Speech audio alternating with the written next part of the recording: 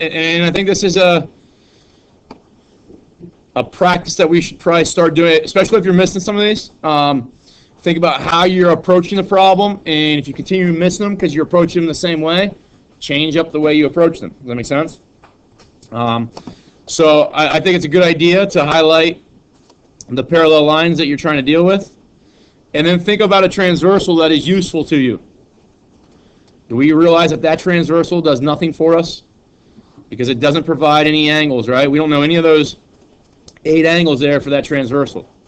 So it makes a little bit more sense to use that transversal, because now we know that angle of x. Turn this thing on. I think I fixed my smartboard, so we shouldn't have all those issues that I've had in the past, but we'll see. But we have that x and x minus 26 here. Okay. What I like to do is basically redraw the picture so that I get something that looks pretty fundamental, pretty simple compared to what we've done in the past, right? And that's kind of the image that we always want to kind of get back to. And if I do that, if I look at those 2 angles are what types of angles to one another? Good. Same side interior, so they got to be supplementary. So we're going to take x plus x minus 26, set it equal to 180. So we get 2x minus 26 equals 180. And then add 26 to both sides. So I get 206 divided by 2x is 103. Okay. Now if you got something else, think about how what was your, did you say you got what number back? 77. What happens, and I don't know, if I take 180 minus 26, what's that giving? 134? What's half of 134? 77. Pretty close to your 76, right? Yeah. Or it would be 67 would have been half of 134. But that's the thing, is that when people don't get the exact measurement, did you have this expression or this equation? Yeah. Okay, so what happens, you got the geometry, understand the odd geometry, look at your work and see, did I add 26 to both sides or did I accidentally subtract 26 from both sides? And you probably don't have any work because you did everything on your calculator, right? Yeah. Okay, so that's why we got to write work down, is so that we can make a connection between what we did right and what we did wrong. And now, if you can see exactly what you did wrong, you'll never make that mistake again, right? Yeah. Okay. That's how you would approach number 9. Any others on there? 15? Okay. 15 is one of the difficult or more difficult questions on here. And these are going to, my hope is that eventually some of the things that we do in this class, this ends up being one of the easier types of questions we come across, for the fact of that we will get much better at our algebra than what we are right now. Okay, and these types of problems will not be anything that really hinders you. The first thing I want to deal with is the fact that we got 3 parallel lines right there, right? And they never tell you, hey, choose these 2 parallel lines or look at these 2. It's all up to you. You have free range to go through this thing as you know, using different sets of lines as much as you want. Okay, so let's say I look at those 2 first and kind of talk about why those 2 would be bad ones to look at. Do they have what we call a common transversal?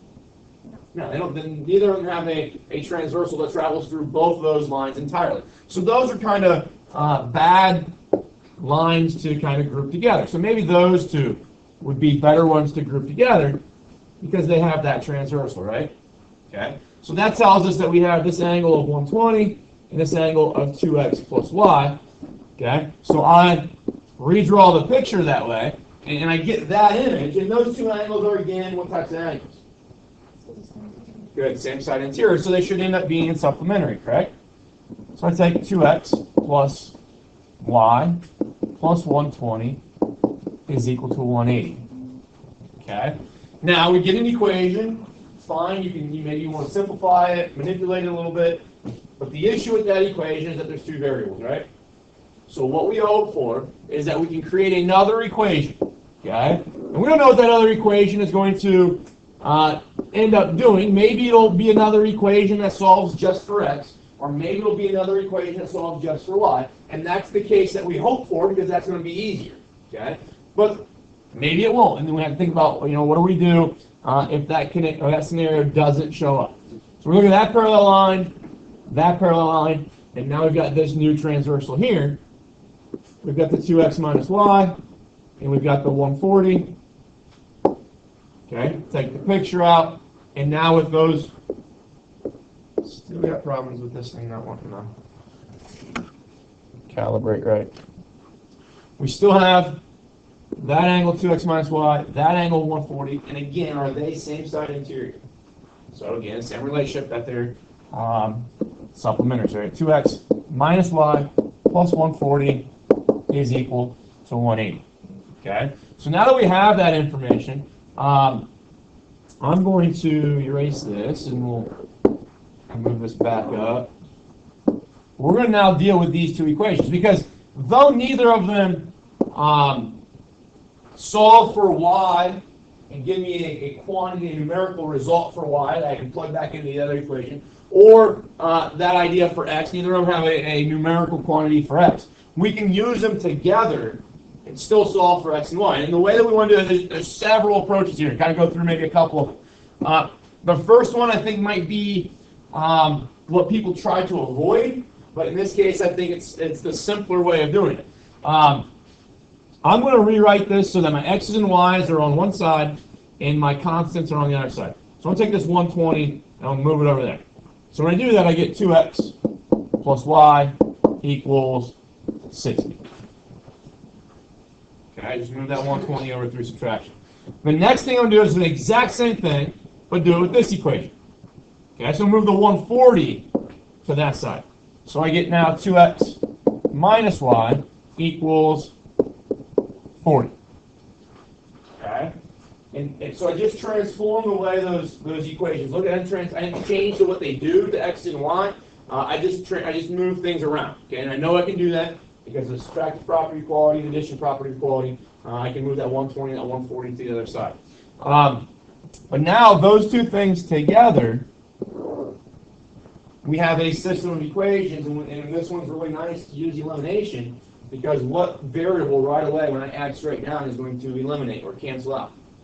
Y's. Okay? So those are going to disappear. I add straight down, I get 4x. Obviously 0y is equal to now 100. So I'm able to solve x to be 25 right away. Okay? Now what's really nice about that, once I find x, all of my equations that I have throughout this problem, we have equation 1, equation 2, 3, and 4. And they, 1 and 3 and 2 and 4 are related. They do the same thing. But 3 and 4 are maybe better versions of 1 and 2. But once I know what x is, I can go back into any one of those equations that has x and y in it, substitute x in, and solve for y. So I'm just going to do that with that black one. I'll go 2x, x now being 25, plus y equals 60. What's 50 plus y, right? 50 plus y is equal to 60. So now what's y got to be? Y is 10. Okay. You should be able to go back up to your picture then. Okay. If y is 10 and x is 25, okay, 25 times 2 is 50, minus y is 40. Does 40 plus 140 give me that relationship of 180 that we thought we should have? Okay. Likewise, 2x plus y is 50 plus 10, so 60. Is that 120 and that 60 give me that relationship that we should have, or we thought we should have, of supplementary angles there, right? Any other values other than 25 and 10 will not do that for me. Okay. Even if I have like 24 and 11, they're going to give me values that are close to 40 and 60. But when I add them to 140 and 120, they're not going to be supplementary. Okay. That's one approach. Another approach. Okay. Another approach for this is starting at. I'm just going to pull these equations down, and we'll just come on. Now, why would that have worked a minute ago? Now it doesn't.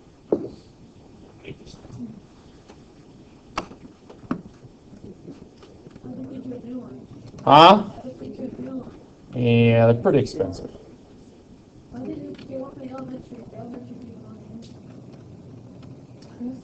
Yeah. Hurry up. So we have 2x minus y equals 40, 2x plus y equals 6. We have those two equations, okay? You have the ability to alter and use a different technique other than elimination, okay? If you want to look at this equation here, okay? And it doesn't matter, I'm just choosing that one because the y is positive. I could say that y is equal to 60 minus 2x. Would you guys agree with that? Solve for y. Now that I've solved for y, can I take that and substitute it right there? So I'm going to have 2x minus, now I'm going to put this thing here, that y is going to change to the 60 minus 2x. Okay? So now when I substitute a quantity in, I put parentheses around it, especially if I'm subtracting. Addition, it's kind of something you kind of overlook. But if I'm subtracting, I want to make sure that I put parentheses around it because it tells me that I need to subtract both parts, right? I need to subtract the 60 and the negative 2x. But if I do that, I get 2x minus 60, distribute this through, subtract the 60 and subtract the 2x. So, the negative 2x. Subtracting the negative 2x is the same thing as adding 2x, isn't it? That's equal to 40. Okay, that's 4x's minus 60 is equal to 40. Add 60 to both sides. What's going to happen next? What am I going to get? Still get 25, right? Okay. So you could have done it that way, and that might have been different than what your neighbor did. Okay. It might be different than what we do in class on a consistent basis, but it works. Hopefully you realize that we could have done this. Let's see if we can go back. I solved that bottom equation for y, right?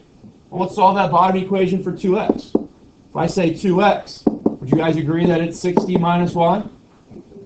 Okay. Well, do you have it a 2x right there? Let's substitute that 2x right there with 60 minus y. So I'll have 60 minus y is equal to 40. Okay. Well, that gives me 60 minus 2y is equal to 40. Subtract 60 from both sides. Negative 2y is equal to negative 20. What's y got to be? Y's got to be 10. Is that the same 10 we found earlier when we solved for y? And now if I plug back in, okay, think about this. Plug this y back in maybe right here. What's 60 minus 10? 50. So you have 2x equals 50. So x would be 25 again, right? Okay. The idea is that when we see these problems, we get multiple equations. In a system, you're going to have two techniques that you can use. You can use substitution or you can use elimination. And inside substitution, in this case, and we only did two, but there's probably 3, 4, 5 other ways that you could substitute, and it makes sense why you would substitute that way. Okay? And you should still be able to go through and find y to be 10 and x to be 25. With the elimination, we eliminated the y's because they canceled out real easy right away. Okay? But we could have eliminated the x's. We would have an alternate equation, but we could have eliminated the x's. We still would have came up with y to be 10. All right, next to 25. So what I'm trying to get at is the way I do it in class in front of you. It may and probably isn't the only way you can do it. If you're going through an assignment and you struggle and I do it in front of class and you didn't do it that way and you want me to do it the way you did it to see where you made a mistake, let me know. Okay, when you guys pose questions, okay.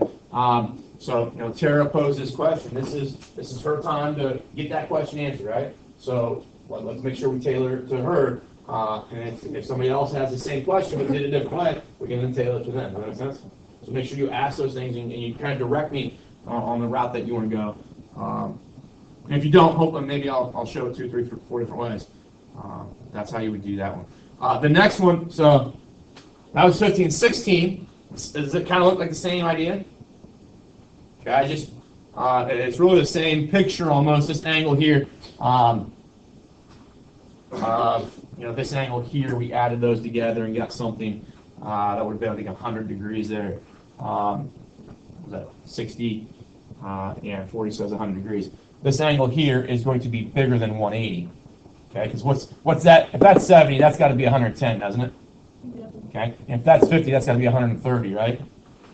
Okay, well, 110 plus 130 is 240, right? So when you have 240 as an angle that's bigger than 180, it kind of looks like that. It's kind of like you break the line a little bit, or you sometimes called concave angle.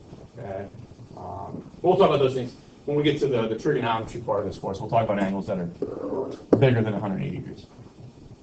That's why the picture looks that way and not this way. But if you approach it the exact same way, okay? These two are supplementary. These two are supplementary. You'll go through, I think the y's probably cancel out pretty easily there, okay? Solve for x and you can go that route. Any others on there you guys want to talk about? 10?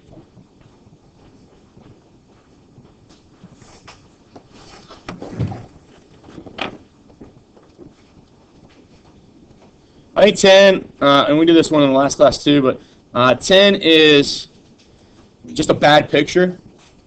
I prefer to, as long as I don't mess up what is going on in the picture, I'm just going to redraw it.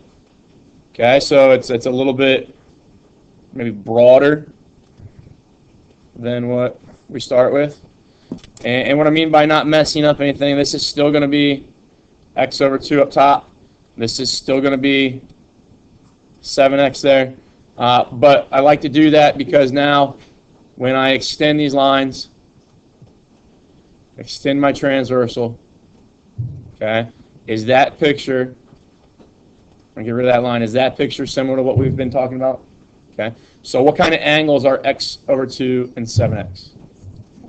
Same side interior. So we're going to say x over 2 plus 7x equals 180. Okay? And if you can write that, you've shown me that you can do the geometry. That's all that is. That's once you write that equation, we can do the geometry. You know, 2/3 of this problem is then coming up with the algebra. Okay? And that's kind of, you know, maybe something that's an issue in regards to, you know, the way a geometry class is designed, or maybe the way a in-of-course exam for geometry is designed, is if they want to test just my geometry skills, they're done. Okay? But in order to test what I know, okay, and be able to you know, easily gauge my geometries, they want me to go through and solve for x. And if my x is, because that's something easier to compare electronically with the way the computer coding and stuff is done with those tests, it's easier to say, you know, somebody types this in as x over 2 plus 7x equals 180. That shows the algebra or the geometry, and they know the geometry skills. But somebody else could type it in as 7x plus x over 2 equals 180. Okay? Somebody could type it in as 7x equals 180 minus x over 2. There's a lot of different ways to write that equation that would be true, that would show that my geometry skills are correct. Does that make sense? But for them to gauge quickly of what you know using the geometry is that they want you to go down and solve and say, okay, x ends up being, I don't know what it ends up being here, let's say, 20, I think it's 24 maybe. X is 24. And now everybody is going to have the same 24. Does that make sense? And that's really easy to check, you know, thousands of students across Ohio, that if they can get x to be 24, they've done everything right. Okay? But inside finding x to be 24, there's quite a bit of algebra that we need to be comfortable with. Okay? When I have this, there's a couple different approaches you can use. I think maybe the best approach is to try to get rid of fractions. Okay? So I look at the common denominators, and what would be the common denominator throughout that entire problem? 2. Okay? So I want to get every single term, I'm going to amplify it by that amount of 2. Okay? The only thing that I see when people struggle doing this is that they forget to multiply everything by it. They just multiply the left-hand side. Or they just multiply the term that has the fraction in it. You have to multiply everything. Okay? So I'm going to multiply these by 2. So really it's 2 times x and 1 times 2.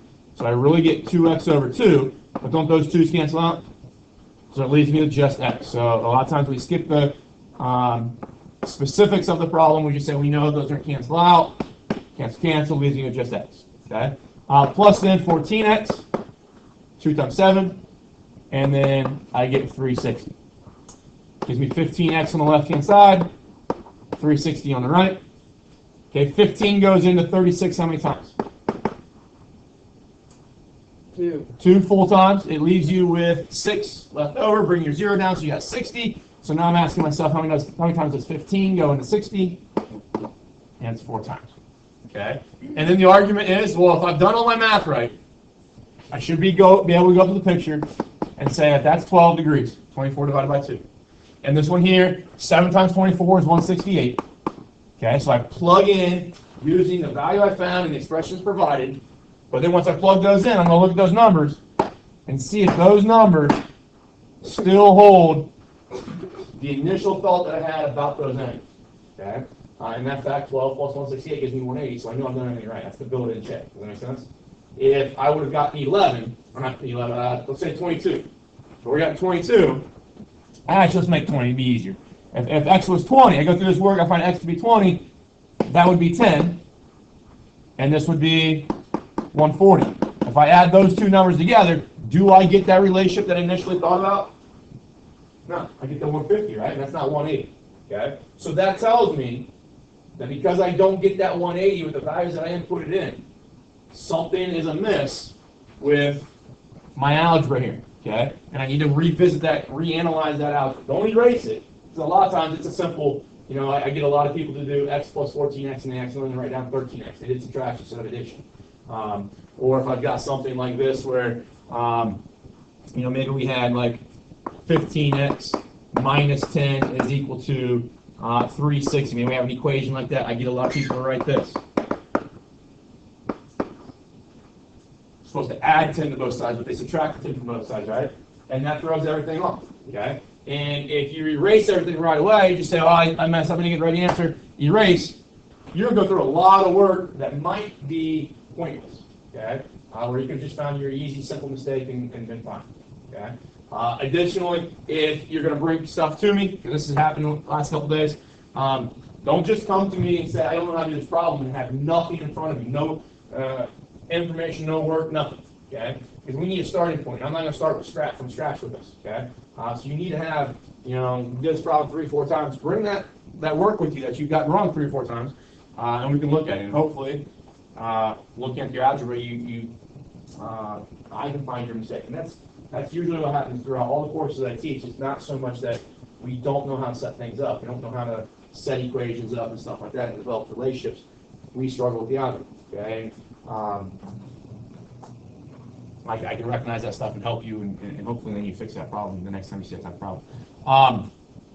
You'll hear me say all the time that, calculus is not a hard course, okay? Because that's where I'm trying to get you guys trying to gear towards. There's a lot of geometry in calculus. You guys know what slope is? All right, you guys know what area is? Well, you know everything about calculus. Okay? Those are the only 2 things that we talk about in calculus, slope and area. Okay?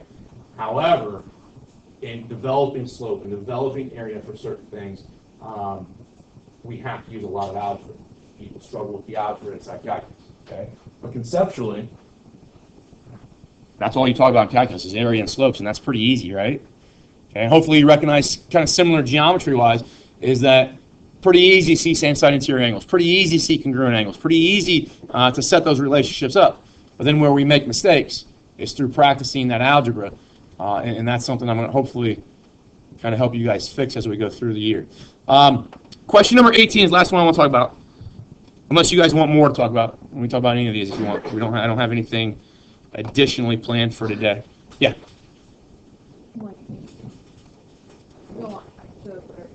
Okay. All right, so we got this picture here. And I kind of walk you through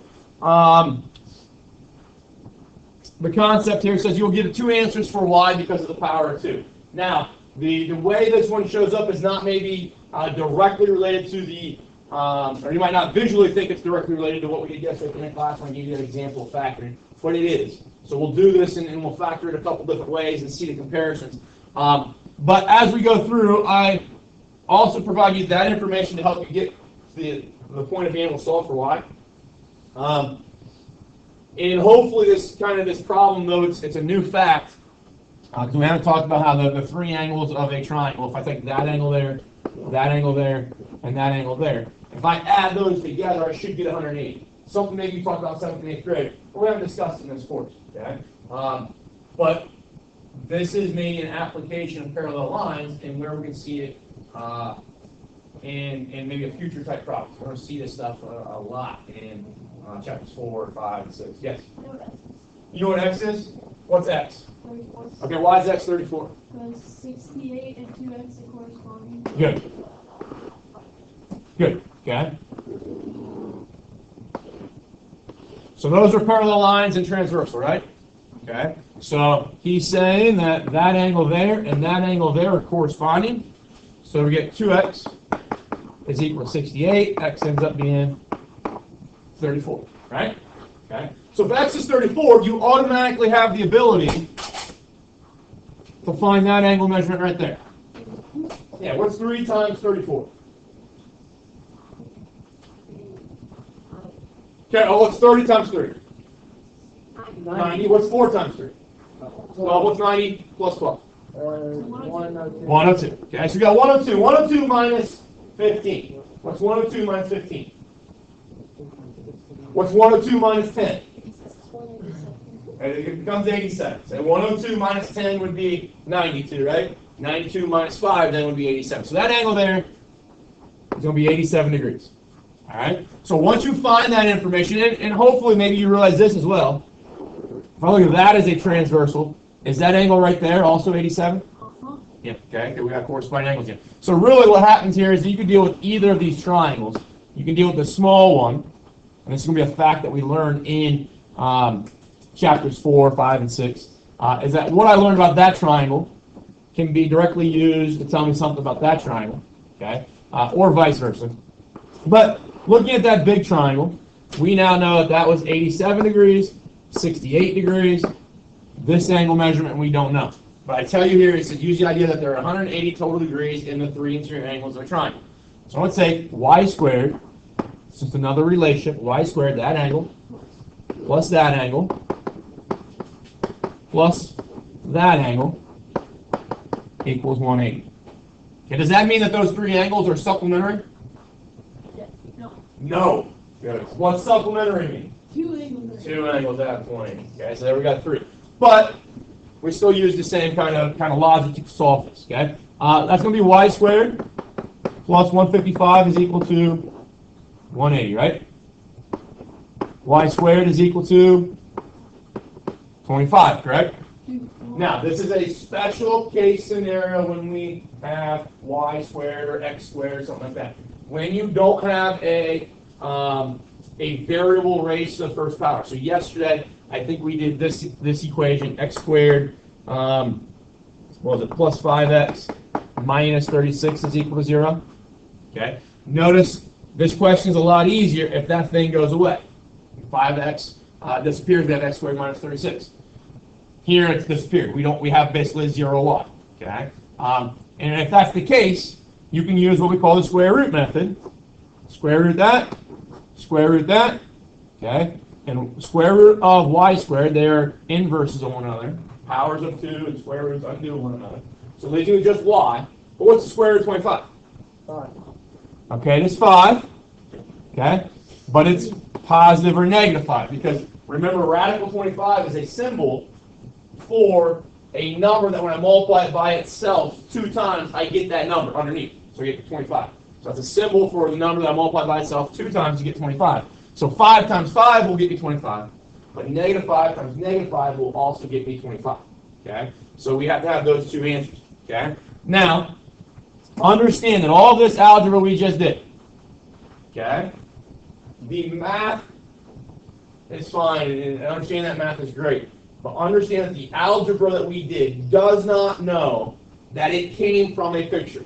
It does not know that it has quantities attached to angles inside it, okay? So it doesn't know that this 68 came from an angle. It doesn't know this y squared came from an angle. Does that make sense? So there will be times where you get a solution because of the algebra that doesn't really mesh well with the context of the problem, the picture of the problem. So when you get multiple answers, and you should really do this every time you get an answer.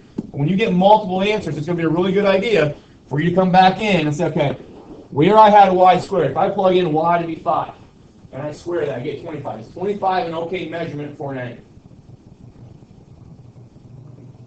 Yes, right? We know angles have to be right now between 0 and 180, right? So if I use y to be 5, I'm okay. I get an angle that there's nothing wrong with. If I plug in negative 5, what's negative 5 squared? Negative 5 squared is 25 again, right? Is 25 an okay angle measurement? Yeah, it's the same question, right? So what that tells us is that both these things are actually solutions. Okay? And there will be times where both of them do end up being solutions, and there will be times where some of them are not solutions, or one of them is not a solution. And that's just kind of what we want to do. Every time we see something squared, we want to think about that concept, that procedure. Now, there is a different way of solving this, and that different way is kind of linked to what we talked about yesterday. Now, most people probably wouldn't see it or write it this way, but would this be okay? So we went y squared equals 25, right? Is it okay to do this? Y squared minus 25 is equal to 0? You guys remember seeing something like that last year? Okay, you guys remember what it's called? Those of you that do remember seeing it? What kind of number is 25? Perfect square. Now y represents just a number, right? So if y was 10, y squared would be 100, right? What kind of number is 100? Perfect square. If y was 9, y squared would be 81, right? What kind of number is 81? Perfect square. Okay? So even though we don't know what this number is, it's a perfect square. Does that make sense? That's a perfect square. What's the word that we use for subtraction that starts with a D?